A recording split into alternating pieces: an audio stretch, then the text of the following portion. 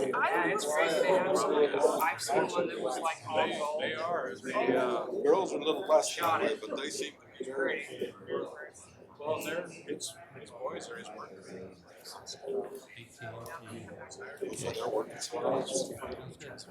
they're working. All right, it's 1:15. We're going to call the commission, Box Elder County Commission meeting to order. We'll start off with an invocation given by myself, and then a pledge of allegiance will be led by our auditor, Shirlene Larson. Our dear Heavenly Father, we come before thee this time grateful to be gathered here in our Box Elder County Commission meeting. We're grateful for the opportunity we have to live here in this great county and in this great country. We pray that thou will guide and direct us in the efforts and the things that we need to do to guide and direct Box Elder County moving forward. We pray that thou will bless those who are ill and who are in need of special blessings, that thou can bless them at their time of need. And we ask you to please bless and watch over those who serve us in our community, that thou will let thy spirit protect and watch over those, especially those who serve us in the military and in our fire and law enforcement that are on the front lines protecting us every day. We pray that thou will continue to bless us with prosperity, that we can continue to move forward and accomplish the things that need to be accomplished here to serve us. And we pray that thou will bless us with the moisture we need this year, that we can continue to grow the agriculture and grow the abilities that we love here in Box Elder County. We pray that thy spirit will guide and protect and watch over us always. And we say these things in the name of Jesus Christ. Amen.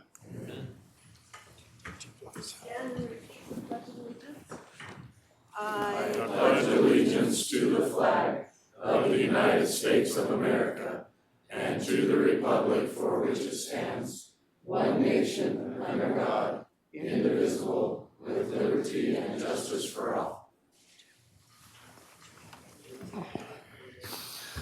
All right, that moves us to the approval of the minutes for the October 2nd meeting.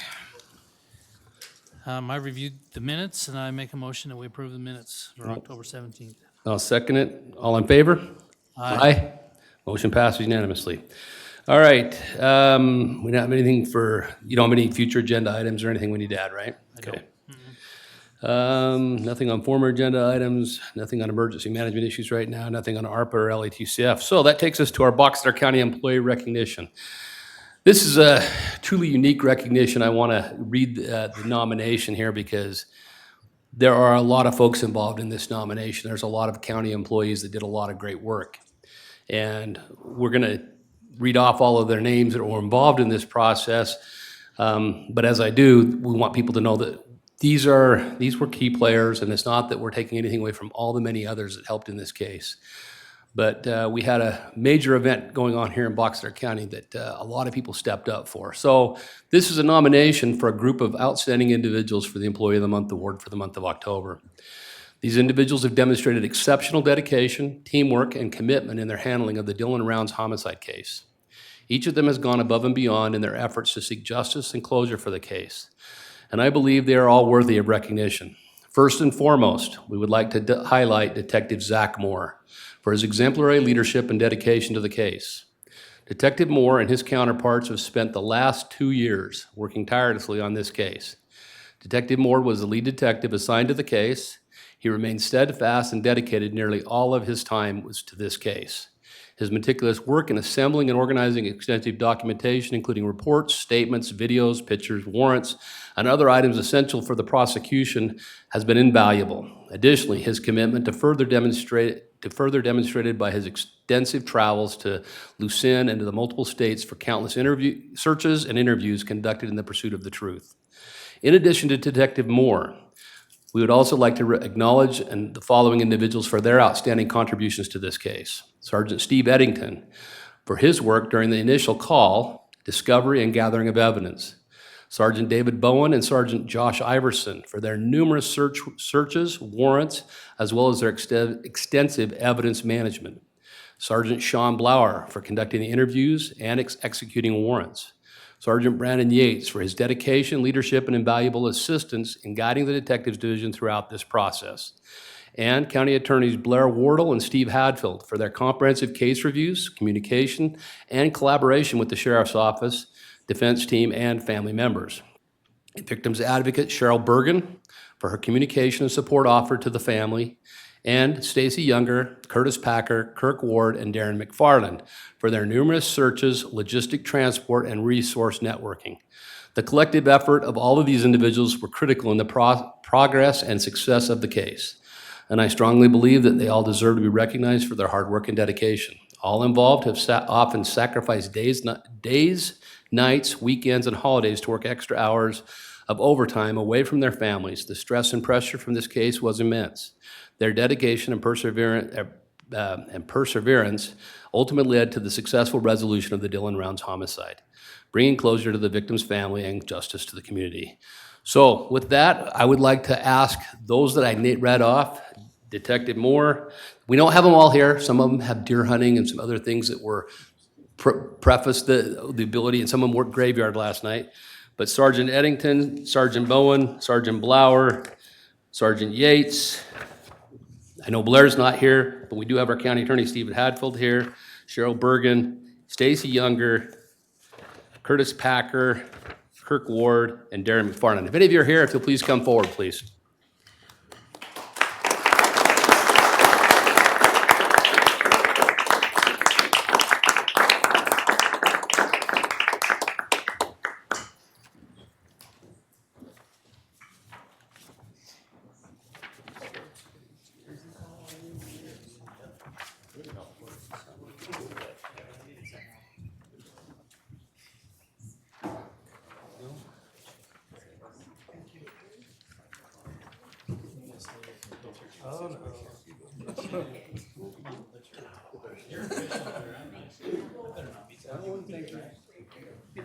Steve here.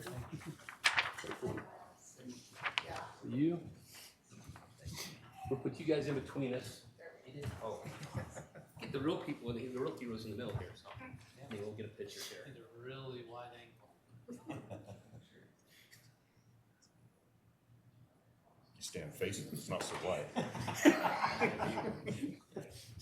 Thank you. Will you send me that nomination so I can get all the names? Sure. Will you Yes. send me the Yep, copy? I will.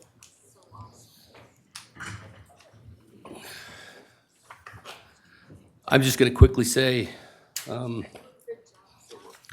this is Steve.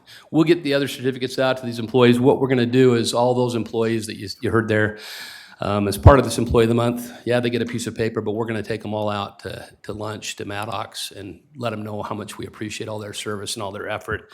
And I truly, having gone through a homicide in this county, I appreciate that team, because I can tell you that there is a lot of work that went into this. And so that team is phenomenal. And I agreed full-heartedly. It was our chief deputy who I actually worked with to come up with this nomination. And we probably could have nominated a whole bunch of others, but those specific really put a lot of effort in. And without them, we may not have had the case outcome that we did. So we appreciate them. So, all right, we have a public interest presentation concern. Sean Lucas, are you here? All right, not here, so we'll go on. All right. Next will be a presentation by our auditor's office. Capital project request ranking. Charlene. I got a paper copy for you because I know it's kind of, you must Okay. have your electronic one already. Yeah, I do. I'll take a look. I apologize if it's small, I was trying to see it. It's the best we could do. I'll have it on the website if anyone wants to look. Charlene Larson, County Auditor. So I provided you a listing of all of the capital project requests for the coming year, 2025. The first listing is in order of committee ranking. We had a committee that included several people, employees from the county that are not requesting capital projects, and the commission. And we had a ranking sheet that we all followed. And so this first part shows how that ranking came out. And then they're listed again by recommended funding source by each project. And so I just need the commission to give me direction as to what to include in our budget hearings that will be coming up. any questions that you might have. Do you have any questions, Commissioner? No, I think we pretty well discussed them. Okay. We will get you the input here then. So do you want it today or how soon do you need it? Yeah, it'll have to be this coming week because I have to have a preliminary budget out by November 1st. Okay, So I need to know what numbers to put in the budget. okay. We will get you those numbers. Okay, Okay, thank you. thank you. All right. Let's see, we've got clerk's office, Marla. All right, you have a resolution there. You probably remember a while back, we had a fee study for the, what do you call it? Community development. Right. And during that same time, we had Fred Turnier do a fee study on our business license fees. And so this resolution was his recommendation. They will go into effect November 1st.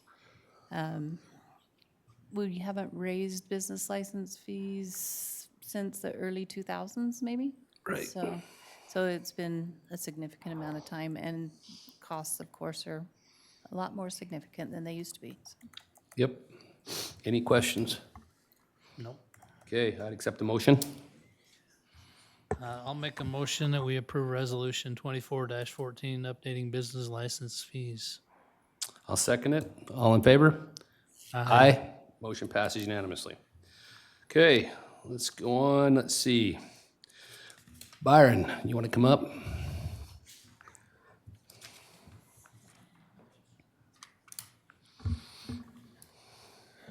Byron Southwick, County Risk Manager, and USIP is asking for a representative and an alternate representative from our county.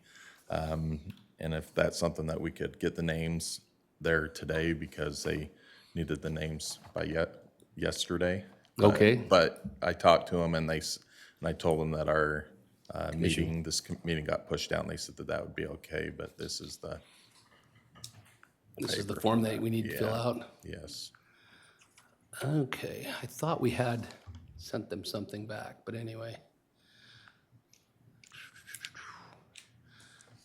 All right, so we need a primary and an alternative, right? A Yes, representative yes, and an That's alternative. correct.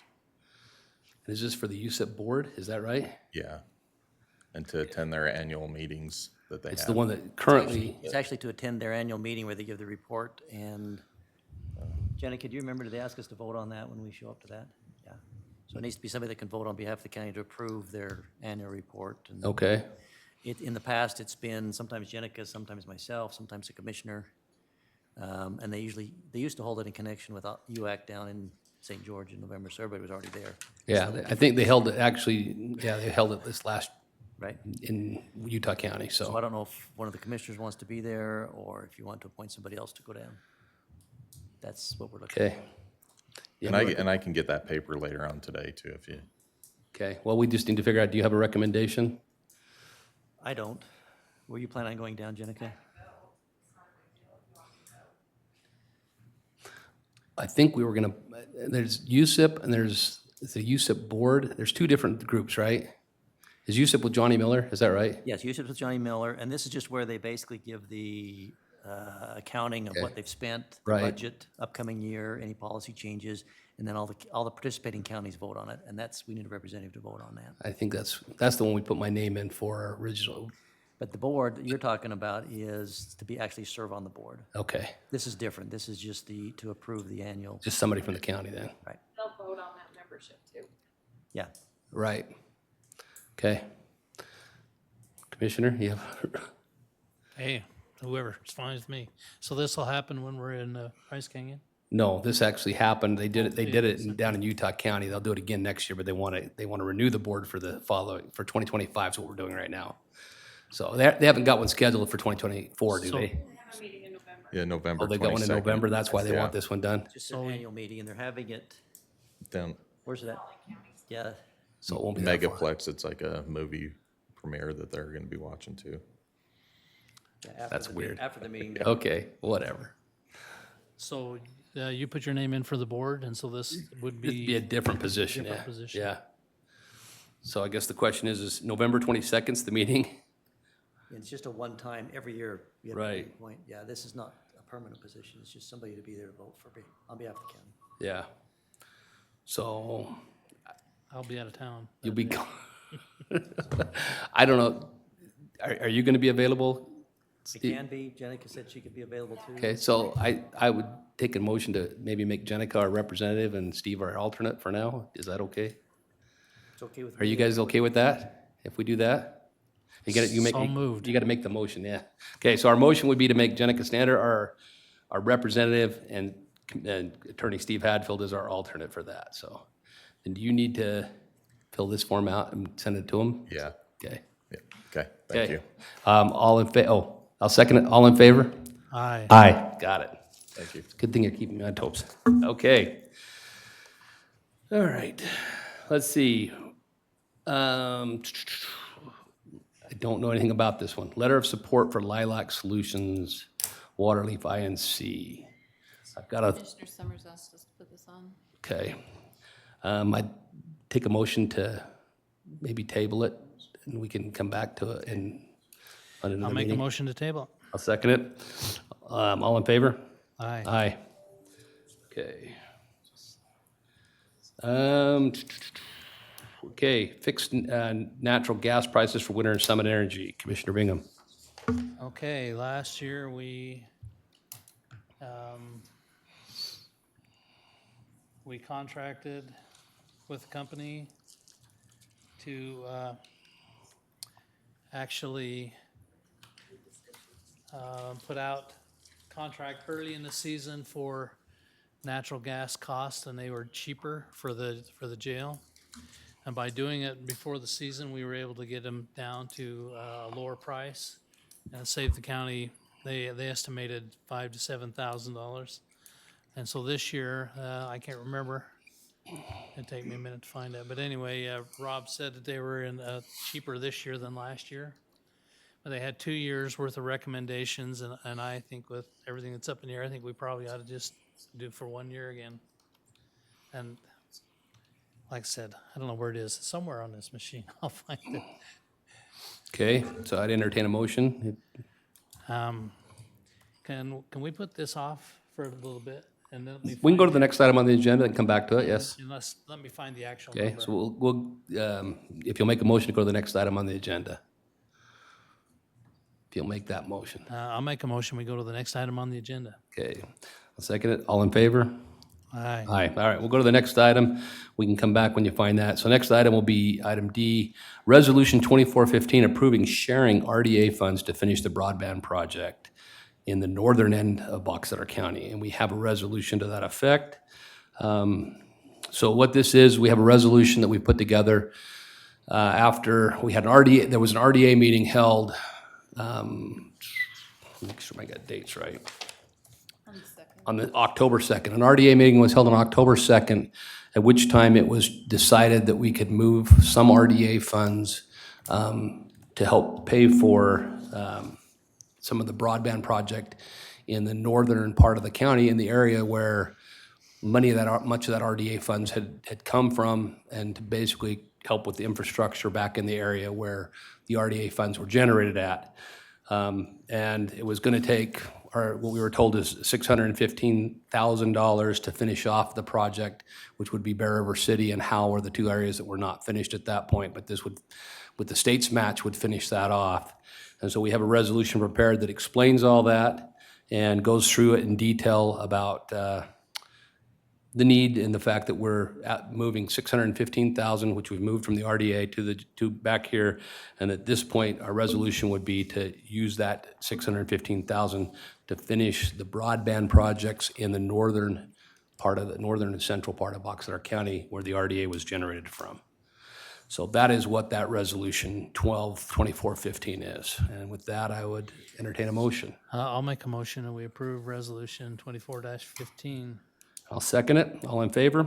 Aye, Aye. Motion passes. You have that found? I do. Okay, so we make a motion to go back to the item on the agenda here. I'll make a motion. We go back to the fixed natural gas prices for winter, Summit I'll Energy. second it. All in favor? Aye. Aye. Okay, let's, on item C, fixed natural gas, yes. From November 24th through April of 25, it's $5.49 a decatherm. In the wintertime, that's usually about $2 a decatherm more than that. And by contracting early, then they're locked in at that price through the whole winter. It saves county some money. Okay, So I'd like to make a motion that we approve that. for, Approve one- contract with Summit Energy for 1 year. November 24 through April 25 for $5.49 a decatherm. Okay, so we have a motion to approve the contracting with Summit Summit Energy. Energy. Is there a contract they provided us for that? We have to approve that first, then they'll send us a Okay. contract. Because So as I we say, would- we haven't seen a contract. Yeah, we'd approve it to set up a contract with Summit Energy at that price, correct? All right. Okay, that's our motion. I'll second it. All in favor? Aye. Aye, motion passes. So we'll get that contract back from them and get it to the attorney's office to make sure that's properly taken care of. All right, that moves us to Community Development Quarter Preservation Fund reimbursement request. Scott Lyons.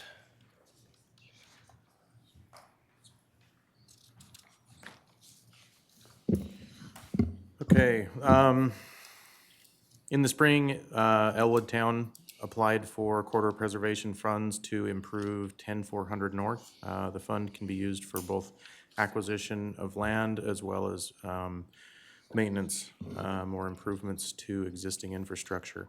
So their application for 10400 North was maintenance and improvements to existing infrastructure. Their request that was approved by the COG in April and by the County Commission in May of this year was for $87,500.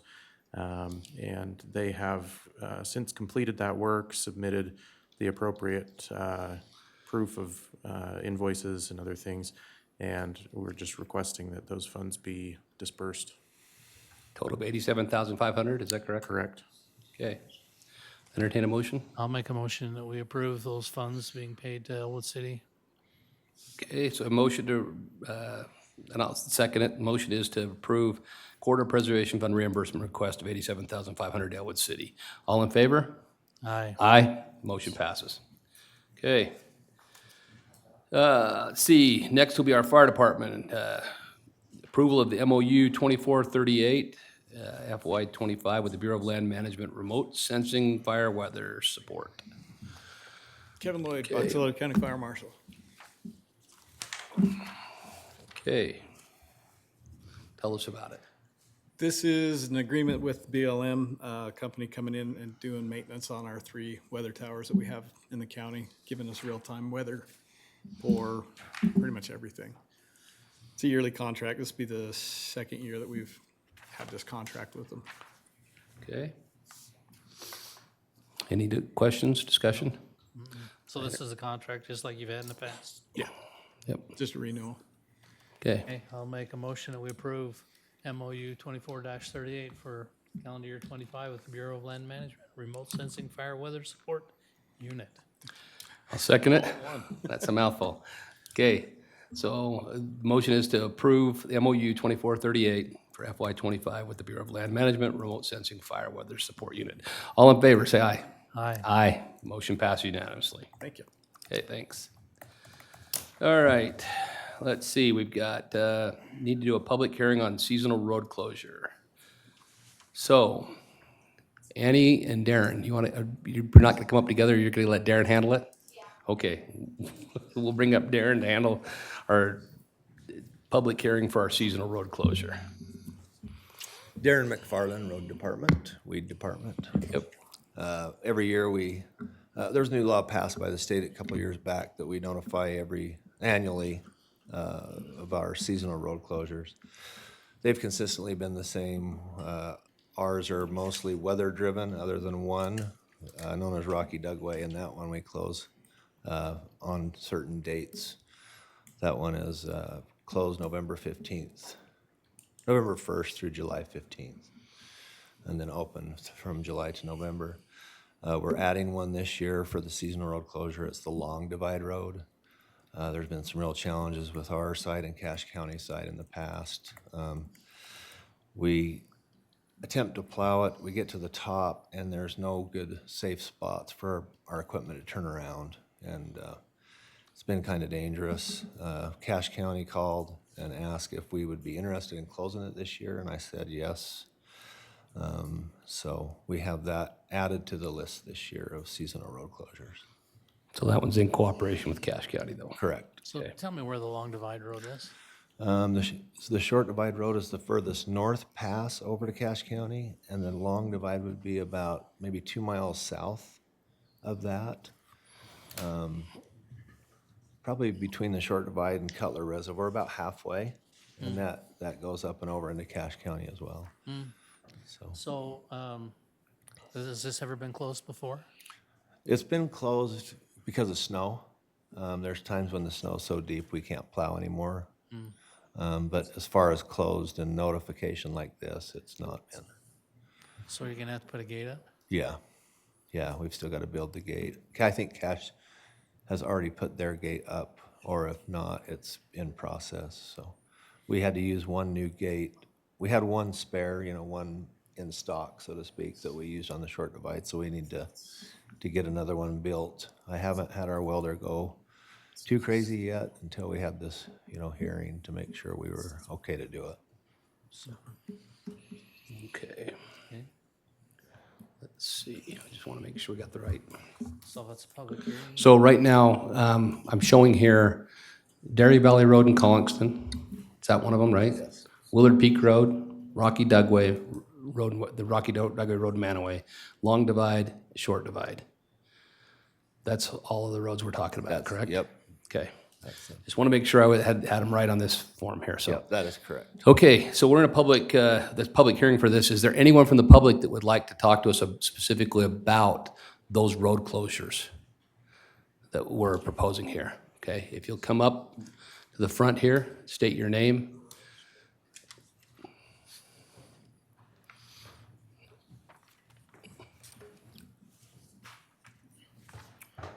My name's Chuck Vesco, and I live on the Rocky Dugway Road.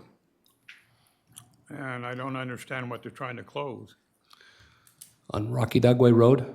Yeah, Darren, isn't Rocky Dugway one of those roads that we've had a closure on every year? It was one of the agreements we had under the Selman thing, is that correct? Yeah, this one went to litigation. Yeah, it was, Were decided by a judge. and it's not gonna be it'll be further up past your house where that closure takes place, but it is, so you won't allow snowmobiles to go up there?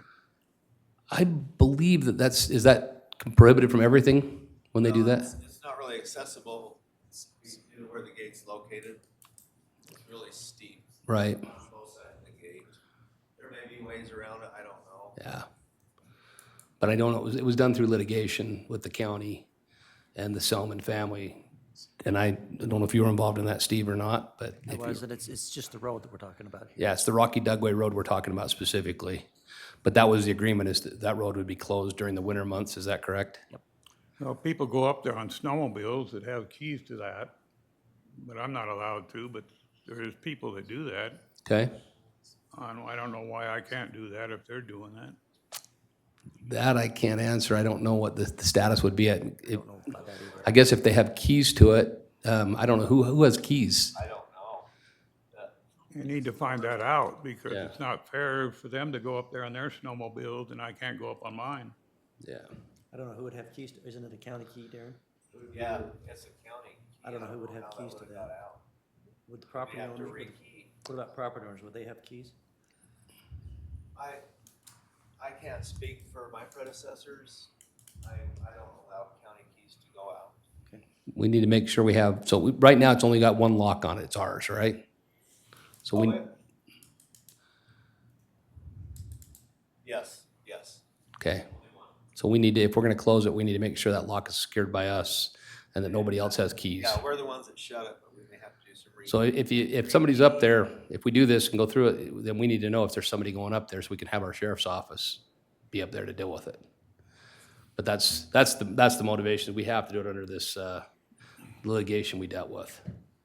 But we're not out to try and keep somebody out other than what we agreed to with the Selmans. So who's going up there? I don't know who's going up there. That's why I'd ask that, maybe the sheriff? The Selmans are going up to check on their property? Predator control and other things. Okay, so it is the Selmans, the landowners that are going up there to check on their land. So they can go snowmobiling up there and I can't? I don't know what the status with that would be. Well, it's their property, so they're going up to access their property. Yeah. Using the road. Well, that's open, that's public property, isn't it? Not once you get off the road up there, it's not. Yeah, The once road's they, closed by the county. yeah. Well, that road always been open before, and then they just closed it. It's been closed for quite a few years now. Closed for a long time. Yeah, we've been to this, where we close this annually every year. As part of that agreement but- before our time, with him coming in, I don't really agree with that at all. right? Well, and I appreciate I that. think it ought to be open all the time. And and the county's been down that road and been sued for it. So that's kind of where we're at this point is, this was the agreement that was made. I don't know why you close it at all. Yeah, What are you closing it for? because So there was a lawsuit between the property owners and people going up there using the property without authorization, if I remember right. Yeah, it was a dispute over whether it was a public road or not. right. And this was the resolution that came out of the courts. That was an open road for years. Yep.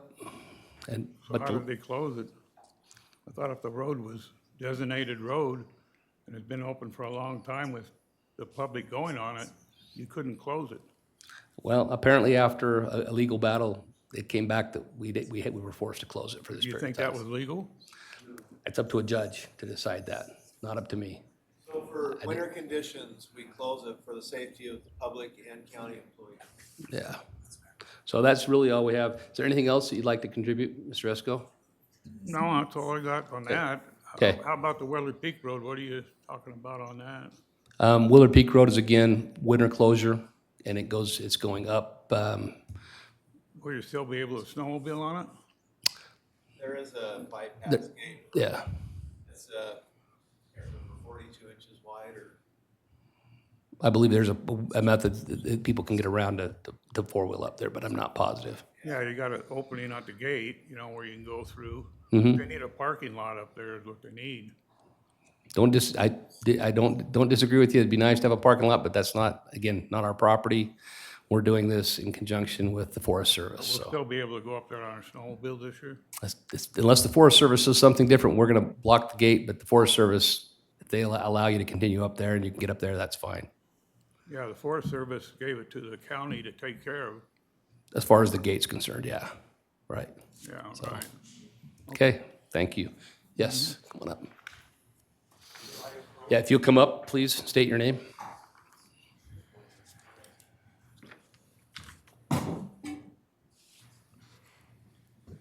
So, I'm Chris Moore.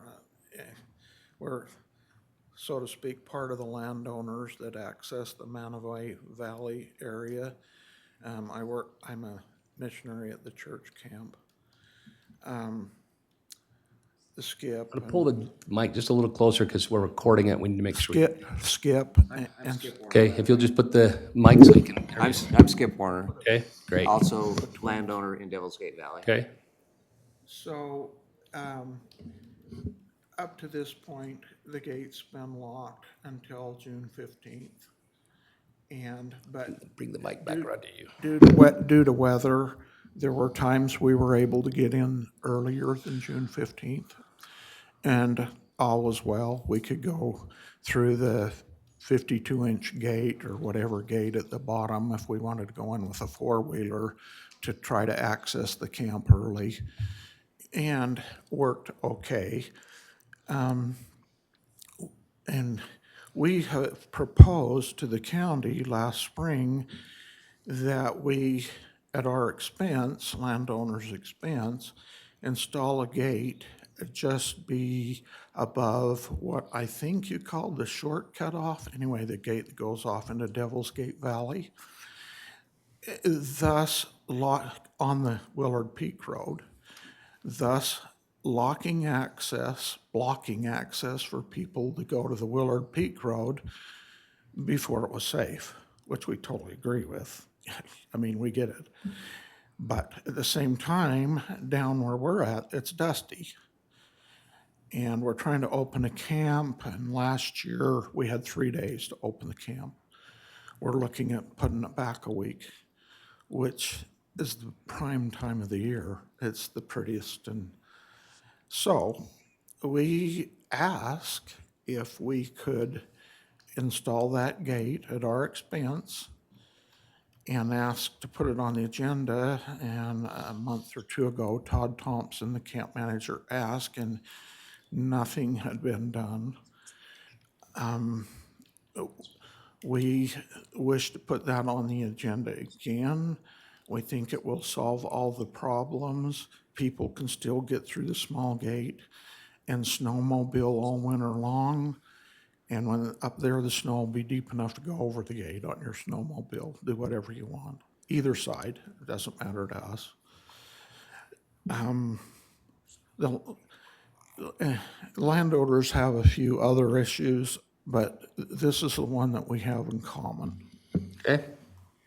One thing about the Willard Peak Road is in the spring, that gate is still closed, but you got that 48, 50-inch gate that's open.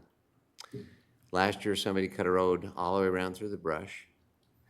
The DNR this fall went and put big rocks to block that off again. But there's a few issues that I see. Number one, when the weather is good, like Elder Moore just said, they need to get in and open up their camp.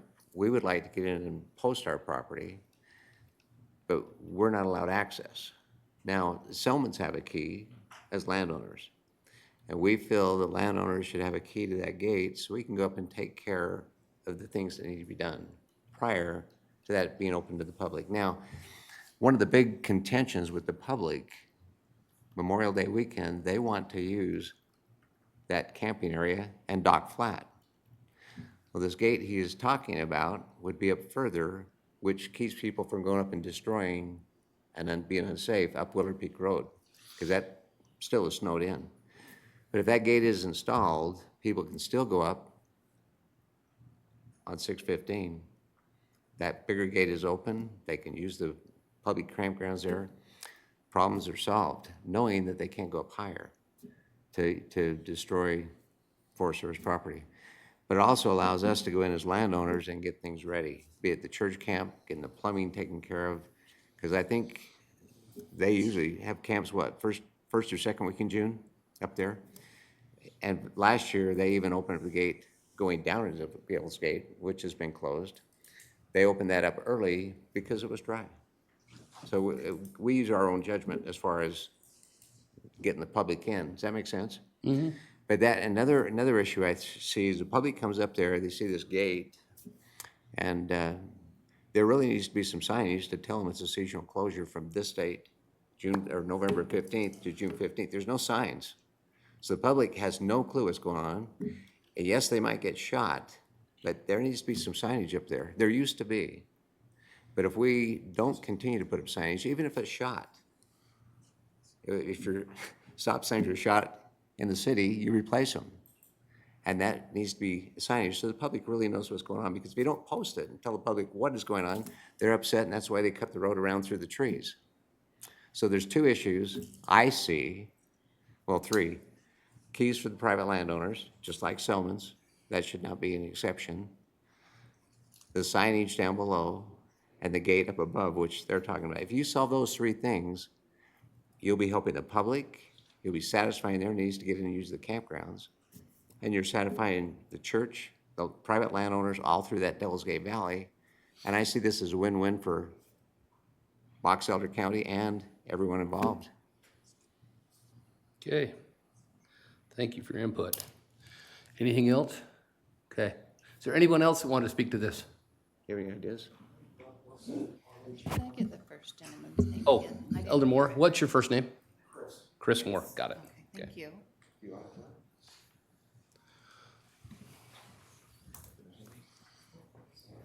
Valine Peterson, What's the first name? Valine, Okay. Valeen, and I'm a landowner. Okay. And just going along with what they already presented, it was a little frustrating when we went up there. You know, the main gate was locked, no signage, and we saw that they had cut a big, I could drive my Suburban through it. That's how big this road that they had cut around. Wow. The public. And so I have a choice. I can stay outside the gate, or I can break the law and go through and get up to my property to check it out and do things that I need to do and put up fencing. But I didn't do that because I feel like someone even asked me, why didn't you just drive around like the public is? Well, that doesn't make it right, right? But it's frustrating to me that even that 50-something thing, all these ATVs and stuff are getting access and can go into my land and drive all over. But yeah, I'm the property owner and I can't go into my land. So that was a frustrating thing to me, you know, and I want to obey the law. I don't want to break it like some of the other people do. And I'm glad that those big rocks, both big, huge boulders are there now. That's awesome.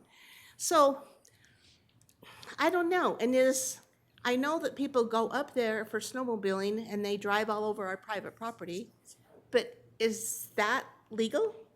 I mean, is that kosher? That people are still using our private property for recreation when it is closed to the public? Like, so that's just something to think about, you know? So. Okay, I appreciate that input. Anyone else? Yeah, oh, yeah, you want to speak about the road closures? Okay, come on up. I didn't, but since you're talking about it, I do now. Okay.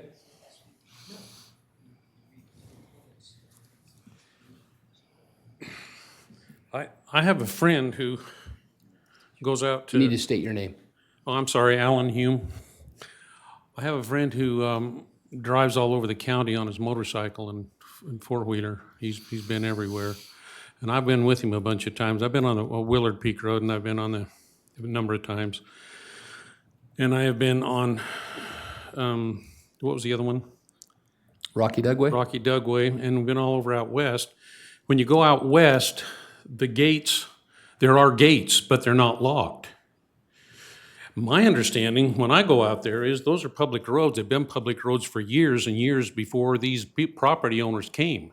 And my understanding was that they are supposed to stay open. Now, if you buy a piece of property and there's a public road there, and no offense, I'm not trying to upset the landowners, but I mean, in all fairness, those are public roads, it was my understanding. And if they're public roads, then they should remain open because they were there and have been used for years and years and years. And if I'm out riding a motorcycle and I'm on a public road and somebody's got a lock, I'm pretty ticked. I don't break things and I don't knock things down and make a new road, but it makes me real unhappy because it's a public road. If you buy a piece of property there, maybe you should plan ahead and putting up a fence or something. And I realize some of these people just do it, but that's the sheriff's department. That's the sheriff's responsibility there is to make sure people aren't going on private property. But the road itself should be left open so you can get from point A to point B. I never cross onto people's property. I stay on the road. And so, and most people I see out there are pretty respectful, and I know there's some that aren't, but I just want to make that point about a public road. If it's a public road, and the attorney's here, he may know the law, but I was understanding that the law said that once it's a public road, if it was there before the private property owners were there, that road, or it's been used so many years as a public road, it needs to stay as a public road. But that's my thoughts, and that was my understanding, and I may be wrong, but I know that I'm getting old and I don't think fast enough. My vocabulary doesn't come, but I've lost my trend of thought now. But we would like to know is if people who are out doing RVs, what's the word you're using? Not RVs. Well, they're RVs. I guess, Recreational too. vehicles. Yeah, whatever. Your motorcycles and stuff. I think we need to know what that law is and what's valid, because if some guy goes up there and puts a lock on there, even the county, in my opinion, I don't think they have a right to do that. You say you got a lawsuit and somebody won a lawsuit. I don't know how you win a lawsuit just because you're a private owner with money and you can lock up a public road. I don't agree with that, and I don't think it's right, but things happen. Yeah. So. Okay, yes.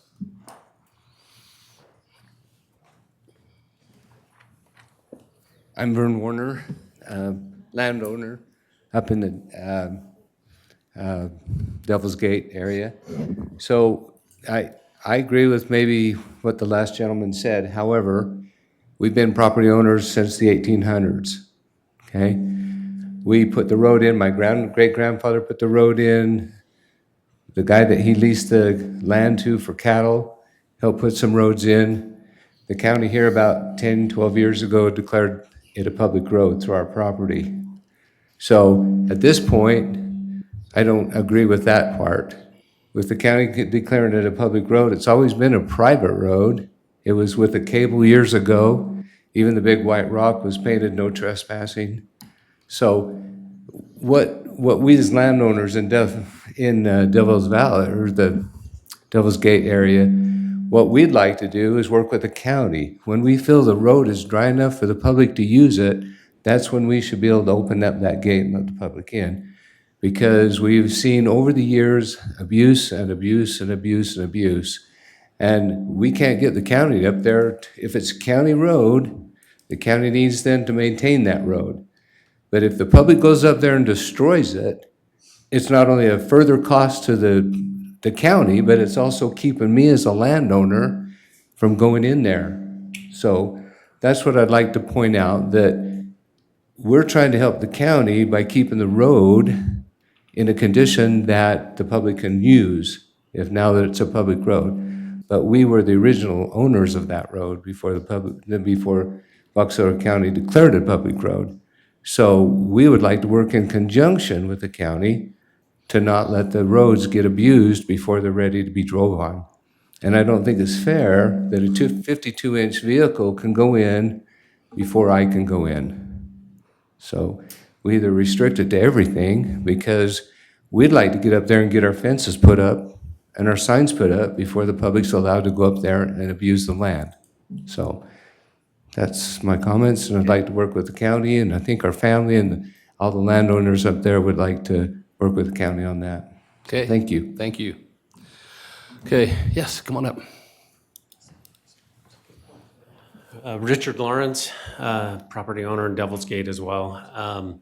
One of my big concerns is along the lines of snowmobiling up there. I've replaced my gate every year since we've put it in, because snowmobiles have driven over the top of it. It's damaged, it's in bad shape, and so that's an issue. I don't know if there's anything the county can do to say, hey, here is where the road is with tall,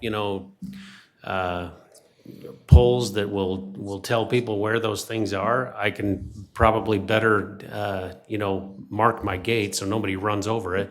But I have to fix that fencing every single year. That's a big concern. And road conditions is awful. That road goes right through our property, and you can't travel it very easily in a vehicle. So those are my concerns. I wanted to bring that up, and thank you. Thank you.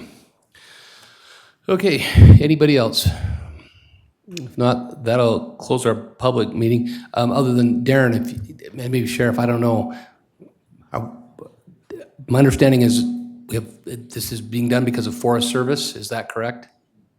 Is that why our road closure is where it's at? I don't know which one of you wants to answer that, but I'm just trying to figure out why, just so we have an understanding of where this road closure is, if that was brought on by the Forest Service or. Road closures are seasonal due to the inability to plow all our roads we have. Okay. And then the side gate is a sportsman's access to the Forest Service. Forest Service requires a sportsman access, is that what it is? I believe so. Okay. We need to So the find out. dates, there's no dates for closure or opening other than Rocky Dugway. All of the closures and openings are weather related, and they can change depending on what weather is, so. The winters, the last 2 winters, we've opened them later because there has been more snow. Been still snow in that area. There was some activity up there to try to open it by some landowners, and it ended up costing the county, I don't know, quite a bit of money, as well as that landowner, rather than just waiting until the snow's gone. It just doesn't make sense to put large amounts of money in to open the road unless we decide we should. Right. Gravel roads aren't you cannot de-ice them, salt ruins them, and plowing them is really hard, especially spring as it warms. You cannot really plow them that well, and the material, the dirt it's made with is, just not that great of a subgrade to drive on until it's dry. What about signage? Can we, So this is a public hearing to announce the seasonal road closures, and Right. they've, other than the long divide, they've been like this for decades. so there's not anything, there's not anything as far as, There's no other than saying dates. signage, this road is closed for weather conditions? I have to go look, but there may have been a seasonal road closure sign up there, or there may still be one. I thought I saw one up there, but yeah, it's pretty common knowledge that all of our passes, mountain passes from Grouse Creek to the Cache County border, if they're mountain passes that get large amounts of snow, we just close them. Right. We don't have the manpower or money to try to keep mountain passes open.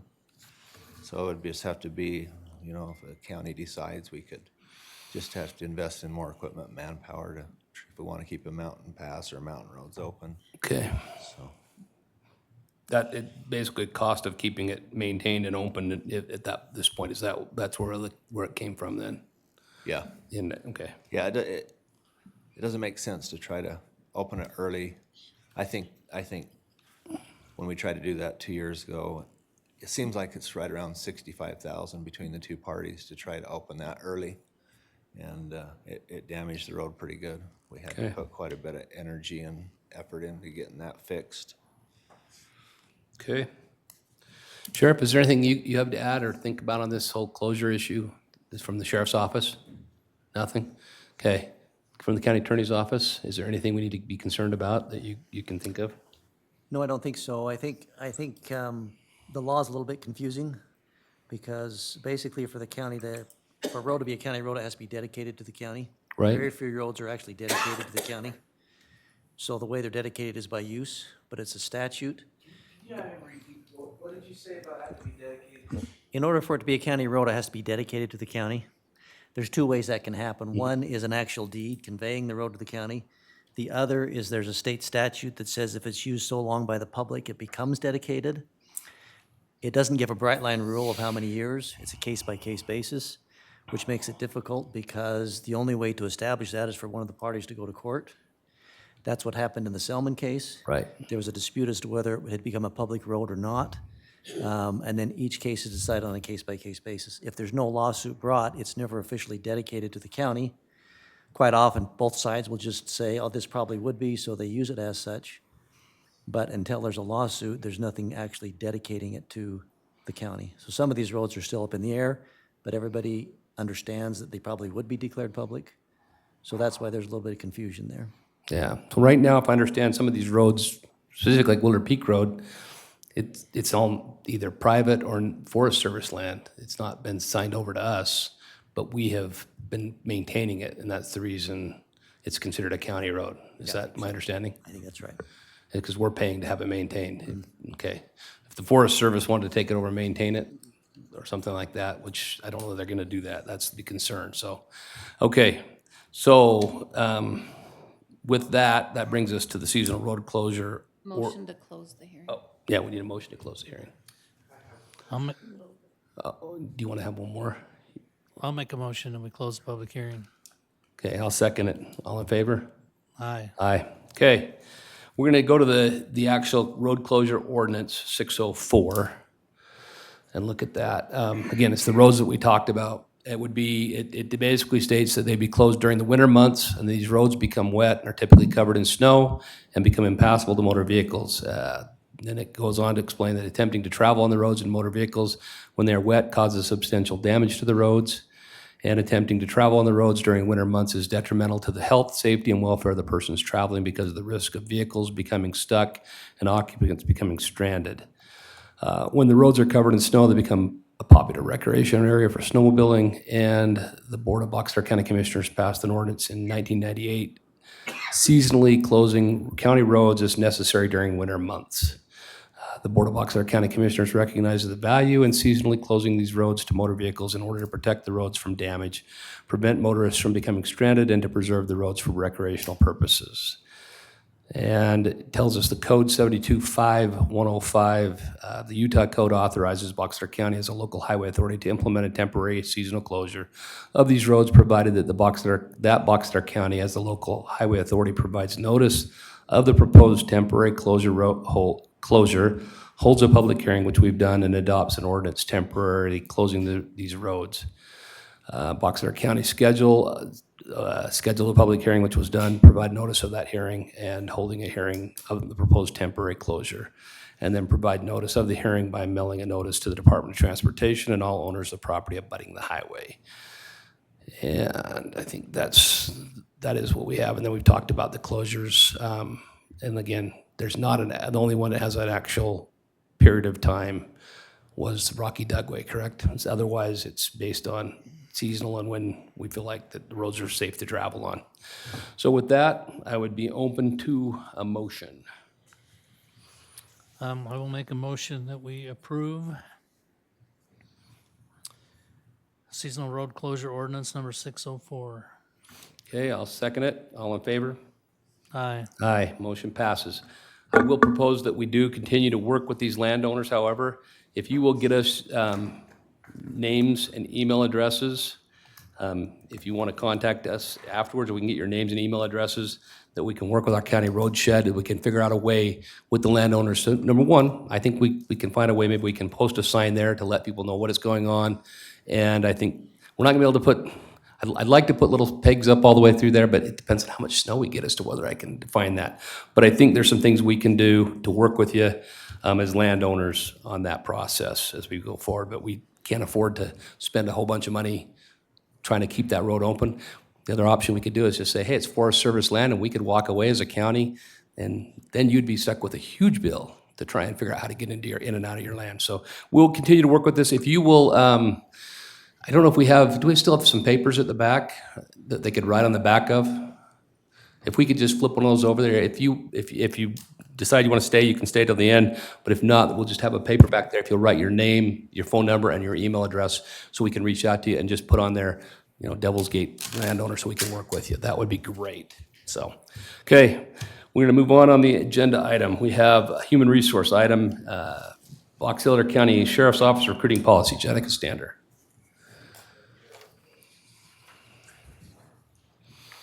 Right back in the corner, he's got a piece of paper and a clipboard. You can write your names, email, and phone numbers on there for us. So,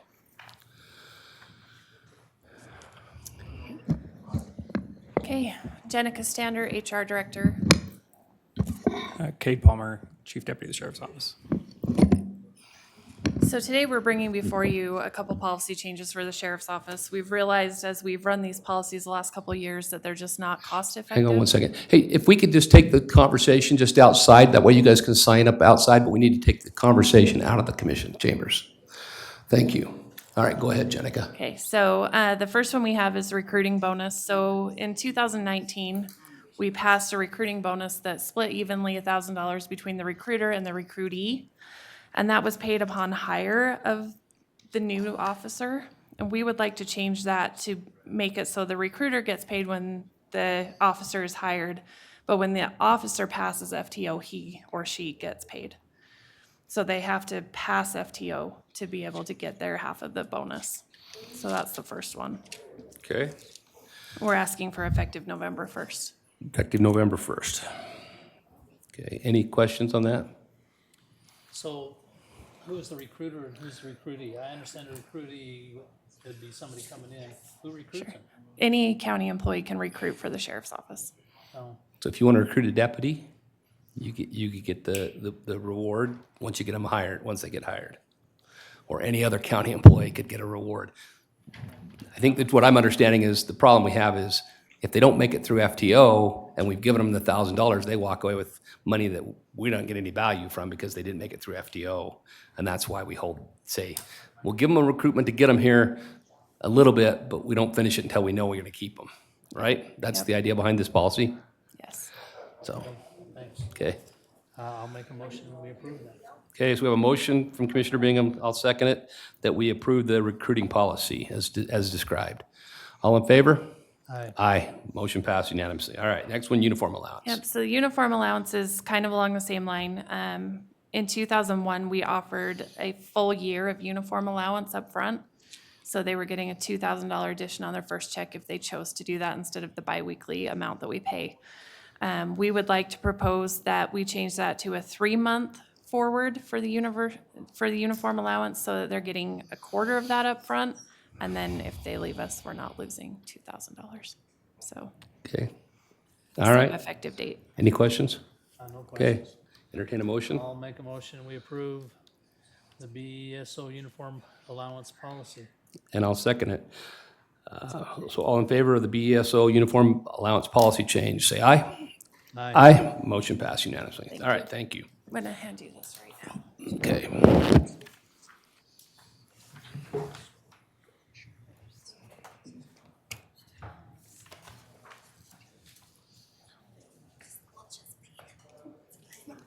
Okay.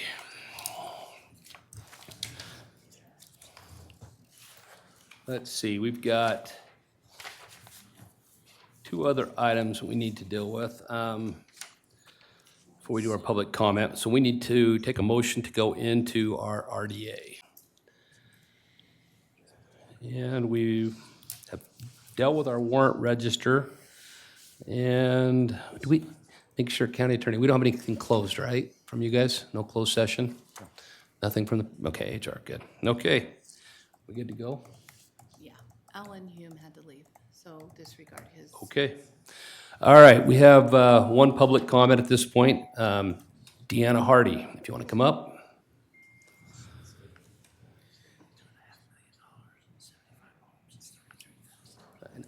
Yeah, afterwards we'll talk.